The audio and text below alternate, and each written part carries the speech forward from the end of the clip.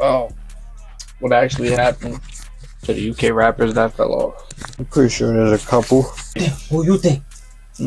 Out of them niggas, who haven't I heard lately? Yeah, Dutch for sure. Close. I haven't heard Mad Dig That. That niggas used to listen to that. They don't even drop no more. I mean, most niggas blocked. You know what I'm saying? Or like I don't even know. I ain't gonna lie, if you're locked up, that counts as you falling off. You keep it a band. But if you don't post, does that make you fell off? Yeah. Yes, absolutely. Because that's what retired do. That means they fell off. Nigga. Everybody see though. Let's get to this video. Like, comment, subscribe. Interviews out now. Again, that shit is in the comments. Pin. The search screen? Yeah, in the comments, man. Put in the comments. Feature the video. Put in the comments. Since that main channel. Come on. I forgot what channel this is. Nah, yeah, I was gonna say, nigga. I was gonna say Jealous SD. That shit got a Starbucks coffee on the bottom. Shit, real spell. That's it, bro. Spell. Yeah, real spell. Look. Still can't even see that bitch. Oh shit, real spell. It's crazy. How did a rapper like EO go from having one of the biggest songs on GRM Daily to being placed in a mental facility? So, you just start. And how did a rising drill rapper dominating the UK sound fall from grace after child grooming allegations? In today's video, we're going to break down the twists and turns that shook the UK scene. So sit back, relax, and if you'd like to hear more stories like this, make sure you're liking and subscribing. Alright, let's get into it. Starting off in Hackney, London, the rapper and singer Notes blew up with his viral song Addison Lee, gaining 17 million views on GRM Daily in 2016. After this, Notes had a steady streak of hits, especially when he formed an alliance with Swedish English singer Mabel. And they were doing their thing. They were topping the charts with tunes like My Lover, Fine Line, and also his solo tune Aladdin. Already, Notes was making an impact during this Afro swing wave, a term that Notes himself hates, taking home the award for Best Breakthrough Artist in 2017. After this release, his tape Taking Notes 2 in 2018 was a decent album, but nothing groundbreaking. In the tape, Notes was showing off his versatile side, mixing with pop radio songs with AJ Tracey, Afro beats, and a little bit of grime, with the biggest song on the album being Sit Back Down featuring Malik Berry. From experimenting on this album, it starts to become obvious that Notes was still figuring out his place in the industry. His main plan was to release new music faster, instead of just sticking to a few songs and doing the same thing over and over again, thinking fans will stop listening. On top of this, when he blew up, there were all new kinds of sounds, with the UK drill movement taking off alongside. Notes' music was like a mix of Afro beats, bashment, and UK rap. Critics and marketers didn't know what to call it, so they just came up with the term Afro swing. In an interview with Clash Music, he states, "For me, Afro swing is sly bullshit. The only reason why I say it's bullshit because people put people in a box and don't want them to be pop or anything outside of that box." And it's true, being labelled in this category of Afro swing didn't really help his career to grow, which I'll touch more on in a second. Facing the industry constraints, things took a dark turn for Notes after he faced the loss of his close friend and mentor DJ Nana Banger, who was killed at a house party in Hackney in 2018. Notes was cancelling festival appearances and he stopped making music briefly, not only taking the time to reflect on the loss, but also the state of his music career. After his impressive feature run, a breakthrough year, and a brief hiatus, he came back in 2019 with the song Wanting, which was pretty well received, returning to the Afro swing style of music. Despite this, he again began to slow down on releasing singles and instead featured on more other projects instead of his own. He was sharing studio time with everyone from Fredo to Sneakbo, Chip, Heady One, AJ Tracey, and Avelino. With the songs he released with these artists, he showed off his vocal skills across party tunes, road rap, and sweet boy sing-alongs. Don't get me wrong, features are not necessarily a bad thing, but doing too many comes with its risks. To be honest, it's only really bad when you're always the one featuring rather than the other way around. It shows that Notes didn't really have a lane of his own and he just looked like a cameo artist in the industry. But I can't even blame him. During this time, the Afro swing era was dying out. The wave just had very little room to evolve and Notes was in the box of Afro swing, which only meant he couldn't evolve either. So basically the Afro swing style of music just became very repetitive, and at this point Notes was doing anything to remain in the charts. With the emergence of UK drill music, with the likes of Central C, Heady One and Digga D taking over the sound, Afro swing was just left to fade out of irrelevancy along with his artists. Even though it's possible to break out of this box, it proved to be difficult for Notes, as the Afro swing / R&B sound was heavily connected to his name. To add to his decline, the nail in the coffin was probably the cheating allegations against his pregnant girlfriend in 2020. So you know what I'm saying? That you done fucked up now. The rapper admitted to spending time with his ex-girlfriend and sent out a tweet saying this: "I slipped up by entertaining the BS in the first place, and I take full responsibility for that. I was selfish and didn't take the time to think fully. Regardless of what has happened between us, Aaliyah, his baby mother, and my actions weren't okay." After this story broke out, a lot of fans turned against him.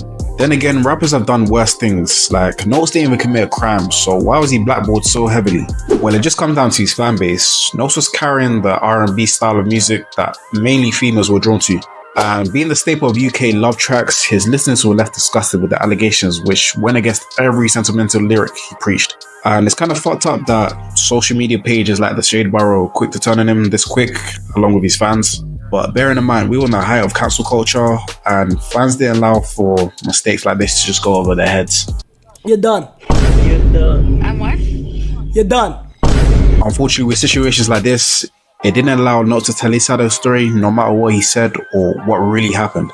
Notes faced so much backlash that he removed himself from social media and left his team to control his accounts. I don't even control my socials anymore. I haven't for a while now, you know what I mean? Like, max, I'll go on Instagram sometimes, and even then, like, I'm shit at it. Like, Snapchat, they took off my star because I'm barely on it. Like, even Fredo was complaining about that the other day. You know what I'm saying? Like, but like, I'm not a social person anymore. Like, on socials especially, and that's because of, like, I guess, opinions. You know what I mean? And like, I can't bother to just read, watch, and look at opinions. I can't bother to let that be a part of my day. You know what I'm saying? And that's because I'm gonna see something there that's gonna make me think, wow, what the fuck? Like, you know what I'm saying? Like, why?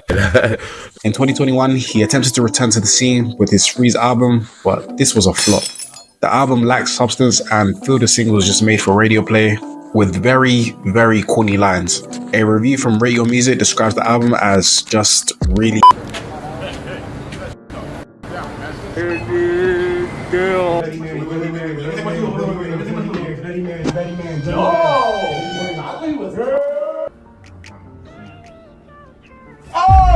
I ain't gonna lie,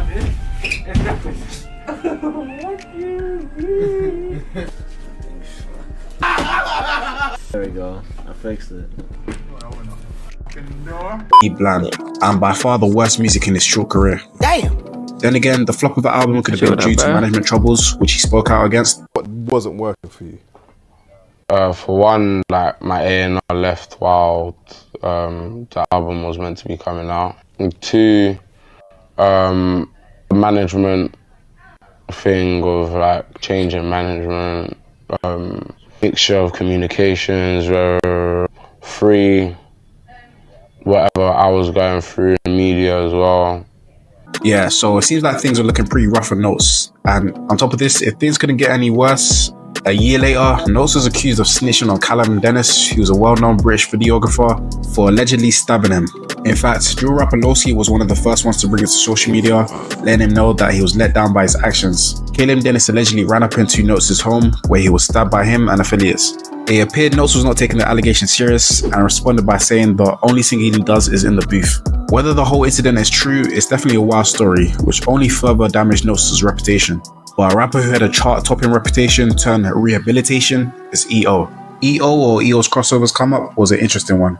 Transitioning from comedy YouTuber to doing music parodies to entirely kicking off a music career after his fans encouraged him to release his debut single, German.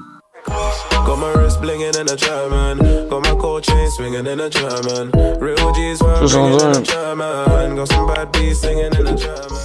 And it's a good thing he listened to them, as he peaked at number 13 on the UK singles chart back in 2018. The tune was a certified summer track, gaining over 60 million views on YouTube as of 2023.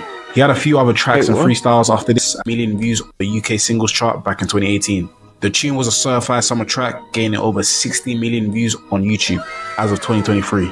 He had a few other tracks and freestyles after this, and even made an appearance at the UK's Wireless Festival in 2018. But all of a sudden, he disappeared off the grid, and no one knew where he went. He stopped releasing YouTube videos and music, and the disappearance of Amelia Monet, his girlfriend, that he also collaborated with, only added to the confusion of the couple's whereabouts. But in 2022, a whole 4 years later, he made a shocking comeback to social media, saying that he'd been pushed into rehab. Oh my god. One Snapchat video title says, "They tried to make me go rehab, and I said no," referring to Amy Winehouse's song Rehab. He goes on to say, "I shouted no, but they forced me inside." Damn, so from sitting in a German to sitting at a rehab center. No way, bro. Yeah, that's crazy. And other clips of him strolling around in an alleged facility looking aimlessly toward the camera only added to the confirmation of his story. In other clips, he can also be heard babbling strange words and sentences throughout. And all whilst this was going viral on social media, a former collaborator of EO recently implied that the rapper was a snake. UK artist AJ, who featured on EO's song London, took to Instagram to celebrate the track achieving platinum certification. However, he covered EO's name with a snake emoji, suggesting he feels some type of way about him for whatever reason this may be. Some people have speculated it was over money not being shared evenly from the track, and some say it was between him and a girl, but nothing has been confirmed to this day. The film concludes with the trailer promoting EO's new tune, Blood on the Block, which according to the video's finish will be accessible soon. Although the whole incident of him being put into rehab was eventually cleared up by himself in April 2023 on his YouTube channel. And this will be the first YouTube video he posted of himself in 2 years. In the video, he explains he was sent to a psychiatric ward, not a rehab center. It's not the same thing. It is the same thing. Because of a weed addiction. His addiction was apparently so bad that he started to hear voices inside his head and getting into... No, nigga. You was smoking K2. Nigga, I've been smoking marijuana since I was however age, nigga. I have never ever, not once, ever heard one voice in my head, yeah. Niggas laced you, buddy. You got laced. Gotcha. Don't try to come because of a, no, nigga, because of a K2 fucking requirement to your body, nigga. You got addicted to K2, not weed, nigga. Nigga's a spice demon. Like, I'm so confused about voices again, like weed addiction. I ain't gonna lie, bro. You got a weed addiction? Of course, but nah, if I wanted to stop, I don't gotta go to rehab to stop, nigga. That's some corn shit. Like, what the fuck? Let niggas try to force me to go to rehab to stop smoking weed, nigga. You got a Mickey Mouse brain if you can't just. That's what I'm saying. Like, for whatever time you need. Fights and arguments with people. Oh, so when did this start? This started like, I got involved in some. But again, really, I don't know the things, situation. So I'm not going to be around the bush. I'm just going to tell you exactly what it is. So basically, a couple years ago, I started smoking weed, and it became a thing where if I don't smoke weed, I'm on edge. I need to be smoking weed to be calm. I need, where is the plug? I don't even remember how much I used to smoke, bro. It was really bad. It got to the point where it started messing with my mental health. The place I got sent to was not rehab. It was a psychiatric ward. It's a place where mental patients go to be treated by nurses, and it's like a primary school for the crackheads and gangbangers, bro. So basically what happened was I never really actually indulged in it properly. And when I was coached by the right fiend to smoke this marijuana, I smoked it and I actually got high. And, after that day, I started, I began a fiend taught you how to smoke weed? And, bro, it became a thing where I was smoking it every single day, bro, for years, every day. And, I was warned by my mom. She warned me hundreds of times. Stop smoking this weed. I work in a place where people are crazy and they because of these drugs. And she warned me hundreds of times. I didn't listen until I was finally smacked by exactly what she was talking about. Bam, one day, bro, I just start hearing voices in my head, bro. Yo, I definitely think I'm going to your house, brother. Yo. All people you can name, was there. All in my brain, I was thinking, what have I entered? Honestly, it's quite sad to see what's happened to him. Obviously, he was very young and impressionable at the time, and most likely fell into substance abuse due to the pressures of his newfound music career. Don't forget, EO was a YouTuber first and foremost, and wasn't expected to make a career out of his music. So with this newfound fame, that's what I'm saying. There's more to the story that you're not telling us, with new pressures he never expected to face. Weed just may have been his escape from reality, but at the same time, EO was never forced to smoke. He done this on his own accord. Like with anything, once you form a habit, it starts to become a necessity, and that's exactly what weed was for him. To be honest, I don't think it was even just weed he was smoking. Like, I've smoked weed a lot. Thank you. A lot. A couple years ago, but I've never had hallucinations or heard voices. Obviously, people react differently to different things, but nah, for the most part, if you didn't have any underlying issues, sorry to say, bro, but you were smoking crack. I know a lot of niggas He ends his video advising young people not to smoke and regrets his decision. He also promoted his new music, but has nowhere near gained the amount of views he once had before. Moral of the story is, don't do drugs and stay in school, I guess. However, a rapper who should stay far away from schools is Dutchavelli. Dutchavelli is a drill rapper from Birmingham and he's brother to singer and rapper steph.etc. After serving 2 years in prison, he blew up around 2020 with his track If Only You Knew that has over 50 million views on YouTube. He mainly stood out in the UK scene not only because of his affiliation to steph.etc, but also his image and voice. Standing at 6'6" tall with a deep and unique raspy voice, Dutch was straight up looking like a UK movie villain. It seems like he lived up to the villain title because shortly after, Dutch reportedly had his Instagram hacked with DMs getting leaked. It started off lightheartedly with DMs of him speaking to other women, which fortunately were of age, and DMs with rapper H. It was all fun and games until a DM revealed him talking to his former manager's daughter, who was 14 at the time. Yeah, so apparently Dutch was on his EDP 445 shit from being exposed with questionable DMs, with messages of him saying he wants to take a picture with the 14-year-old from behind, and DMs about her feet. Dutch responded by claiming that the internet was trying to switch his words around and make a story out of nothing. He faced immense backlash from the industry, with people not really feeling his response, with others calling him a nonce, which is a British term for paedophile. So there you go, you just learned something new. As expected, steph.etc came to Dutchavelli's defense, trying to clear up the rumors. She speaks with the brother of the 14-year-old, where he says this. Steph, listen, you know what this is about, innit? Like, your brother's grooming a 14-year-old girl, child, flirting with her, asking to see pictures of her toes and getting a jacuzzi in the hot tub and you see it, you know it as well, and that's what's fuckery. Like, come on, man, like, you got a daughter yourself. There's vulnerable girls that look up to you. So see if you're advocating for this fuckery, it's like, it just says yourself. I know obviously it's your family, it's your brother, you're gonna wanna have to say something, because that's what, it's a certain responsibility, but you better say the right things as well, innit? Because you and I know, Steph, you know the fuckery that's been going on. Come on, man. Like, you know the fuckery that's been going on. Seriously. Like, what can I say? Like, it's grooming. It's grooming. Yeah? My dad. Yeah?